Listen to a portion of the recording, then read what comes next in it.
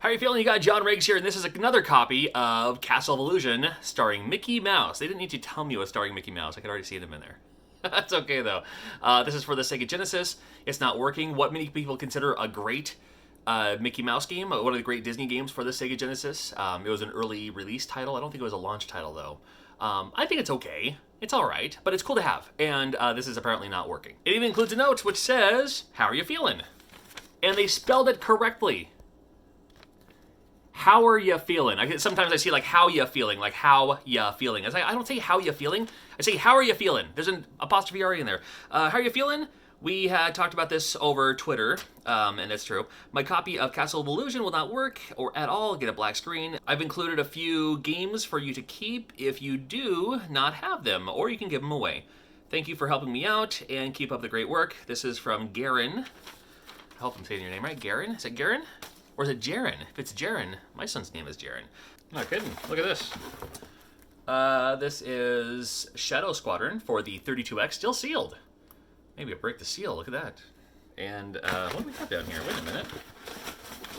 Fatal Labyrinth, old school, classic.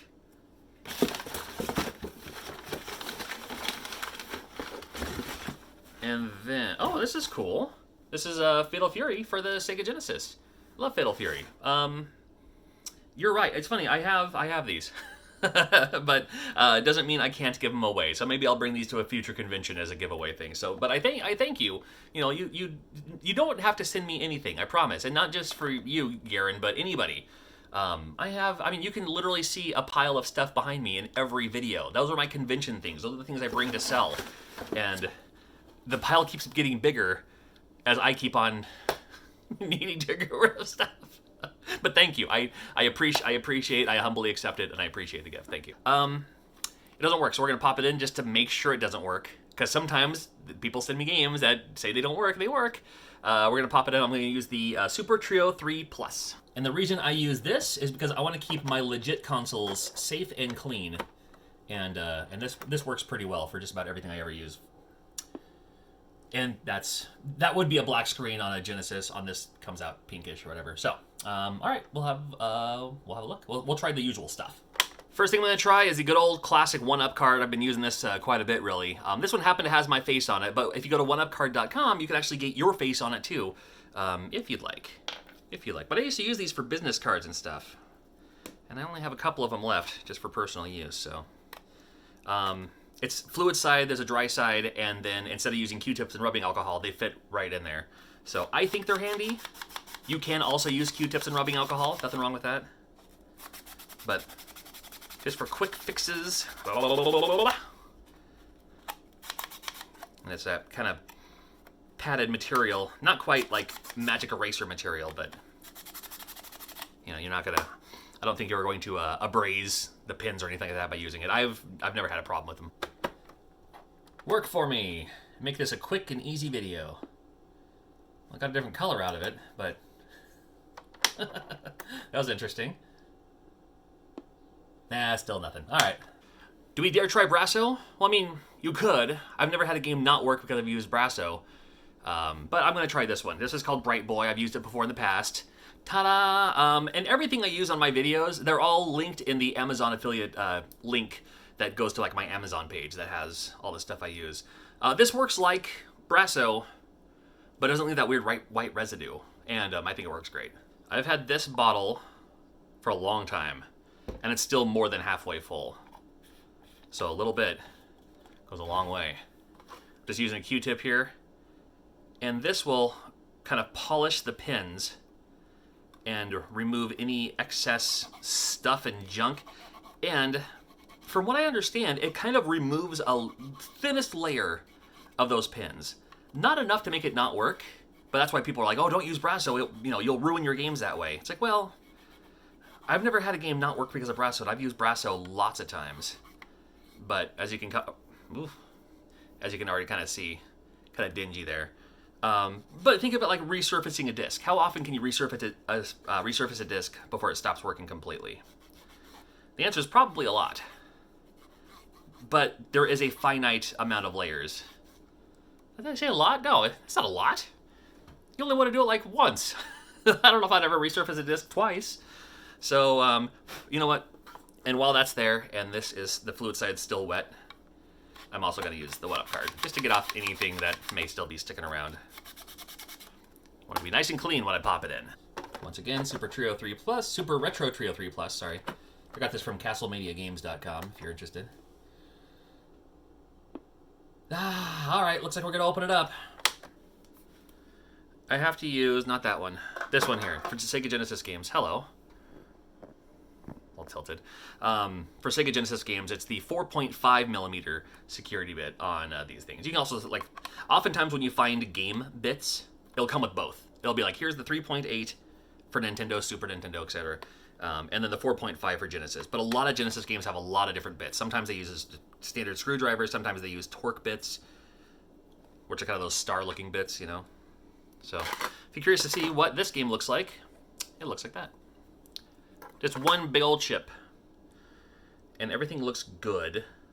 There's kind of that, some of that stuff that kind of got underneath the casing where I couldn't reach. And it looks really clean. It might be the ROM chip itself. I'm going to pop this in just like this. Let's have a look. You just kind of have to feel for it.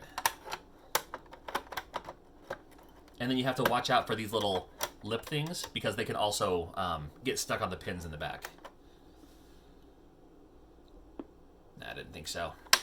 Now, to give you an idea what I'm going to do, this chip right here, this is the game. Never mind the circuit board. The circuit boards can be used for anything. So I got the chip here, and then I have a socketed circuit board that I made right here. This will work for any game like this.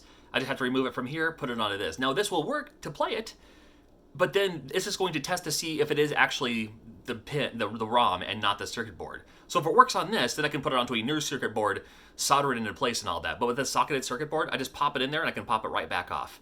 I use this in lieu of an EverDrive, where I'll just program a game on there with an EEPROM, play through it, and then okay, then I'll erase it and put another game on here. Handy to have, handy to have, and handy to make, especially if you do a lot of this kind of stuff. This is my desoldering gun. It is the Hako FR301, as I'm looking at the numbers right here. This works really well. Not cheap, though, unfortunately, but there are other desoldering methods. Whatever works best for you. I have a couple of them on this channel. But if you do enough of these, upgrading to something like this might come in handy. Because it just, this part gets heated up, you pull that, the solder gets sucked in there into this little chamber, and it's kind of like a little, almost like a little Ghostbuster thing. That's what it feels like to me anyway. I got to do every single one of these pins and make them as clean as possible when you do that, because I need to keep this,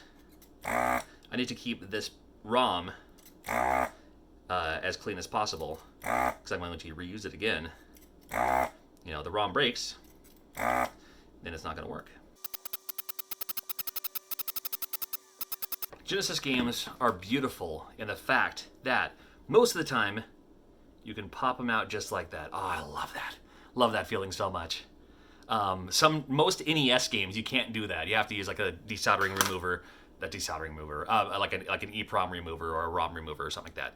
So now this goes in here, and you have to remember which way it goes. Well, there's a little notch on this side, and on each ROM there's gonna be a little notch. You just match those up. See what I mean? There's like, where is it? Little notch right on the other side. I'm trying to do it with one hand. There's a notch on this side, and then this has a notch on that side.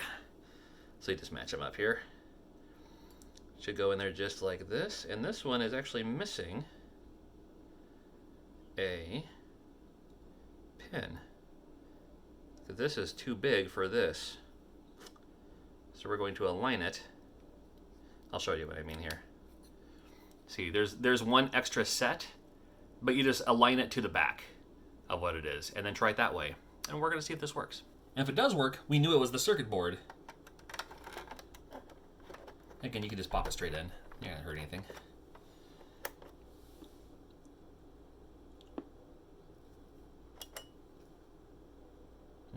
Dude. Man, I'm sorry. I certainly thought it could have been the ROM, maybe, from the beginning when I saw that board. That board looked perfect, but I've been surprised before in the past. So I think just what happened was the ROM went bad, which happens sometimes, at least in some of the games I've worked on. And I'm happy to send it back to you broken.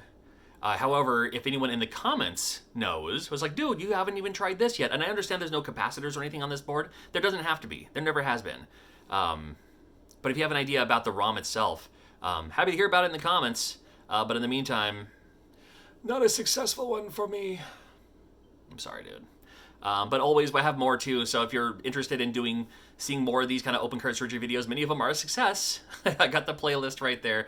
And if you have maybe some broken games that you're done with, you're just like, I can't figure it out, I don't even want to look at them anymore, you want to send them to this channel and I can try to fix them for you, I got my mailing address in the description as well.